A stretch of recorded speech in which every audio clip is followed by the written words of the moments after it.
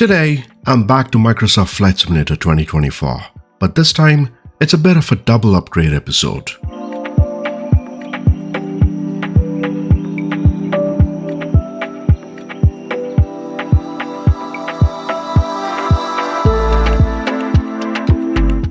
I moved from an old Intel i9 9900K setup to an AMD Ryzen 9 9950X3D, and on my head, I've got the Pimax Crystal Light all running on SimWorldPro beta in VR.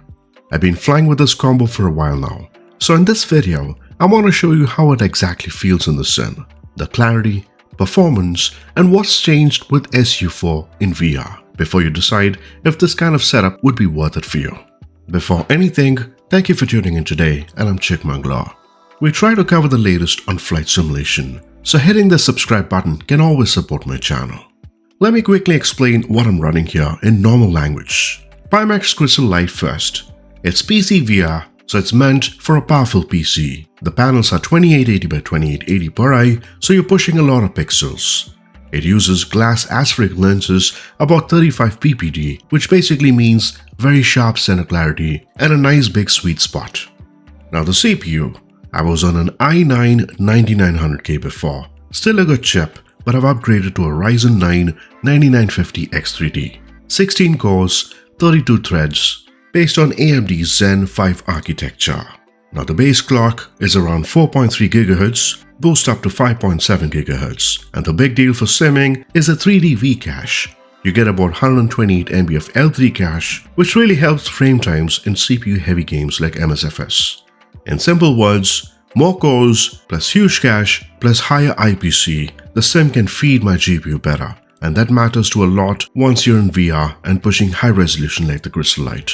By the way, my GPU is an RTX 4080, and on top of all this, we're on Sim Update 4 Beta for MSFS 2024, which has brought a bunch of performance and VR optimizations, meaning better VRAM management, improved scenery and traffic performance, and general stutter reduction. So that's the platform. Alright, headset on, Pimax Play running, and we're loaded into the cockpit. The first thing that hits me with the Crystal Light is how clean the instruments look. The PFD and ND text is razor sharp. The small numbers on the MCP panel, I can read them without leaning forward. And even the tiny labels around switches, knobs are legible at normal seating position. Now I'm running the headset at 90 Hz for this flight. In the cockpit, the feeling is very monitor-like now. It's the first time in VR where I honestly don't feel like I'm giving up clarity compared to playing on a 4K screen. Now let's talk performance, because that's where the CPU upgrade and SU4 really show up. On my old 9900K, in VR, especially in busy airports or dense cities, I was always fighting frame time spikes on the CPU side. Even if FPS looked okay, you would feel those micro stutters when you panned your head or flew low over photogrammetry. Now on the 9950X3D paired with the Crystal Light, I think and I feel that the CPU frame rate is just flatter, much better, because that extra L3 cache means that the sim can keep a lot more of its world data close to its cores. That really helps with those big, streaming heavy environments. Now SU4 also brought performance optimizations for airports, ATC, scenery, traffic, and general sim flow, plus some VR management improvements. And the end result, less stutter, more consistency, especially in VR. I tested this flying over heavy sceneries, that means bigger cities, weather, heavy weather, and clouds. So let's talk about a real test today. Dense scenery plus weather. I'm going to take off from a busy airport, climb over a large city, and throw in a bit of cloud and lightning. With Sim Update 4, things like grass rendering, airport and scenery performance, traffic, and sim flow got another round of optimization. Now in the headset, what I actually feel is low-level flight over the city is finally not a stutter fest. Buildings load in better, meaning smoothly as I look side to side, and when I bank over the city and glance down through the side window, the ground movement feels much more fluid and not choppy. And paired with Crystal Light, rooftops, roads, and even smaller ground details are readable from the cockpit. And night flying with city lights look much more cleaner. With local dimming options, contrast is punchy without killing black levels completely.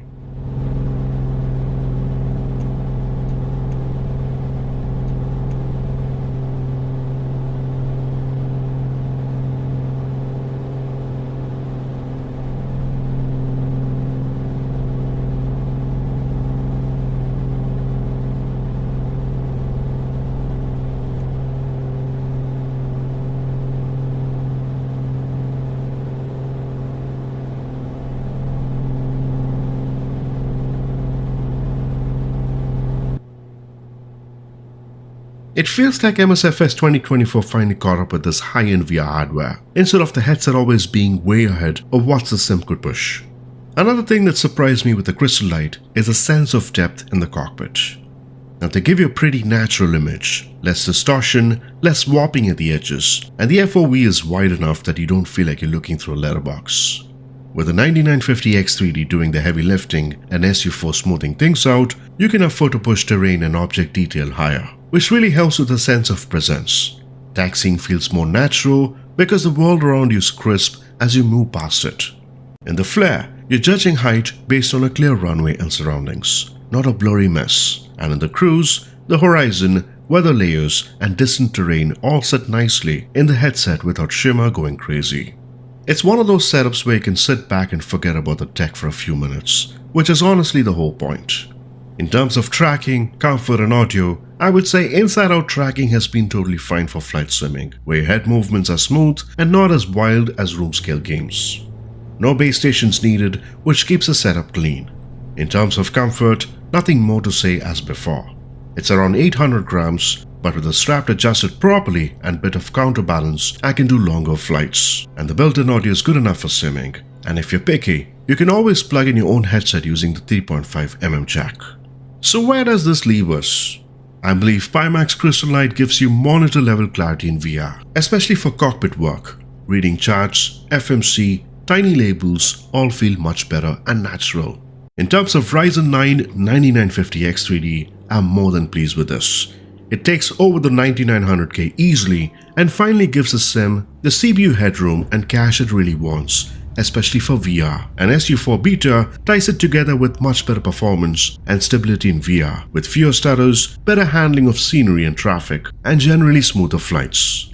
If you're already deep into MSFS 2024, mainly flying VR, and you've got or are planning on a high-end PC build, this combination really feels like a VR flight sim that has finally arrived. You're not constantly fighting the sim or the hardware. You can just fly, enjoy the world, and forget that all this tech is even there.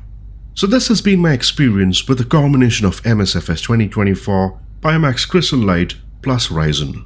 I plan to do more videos showcasing how this combination can handle other games as well. Stay tuned by subscribing, and until next time, bye bye for now.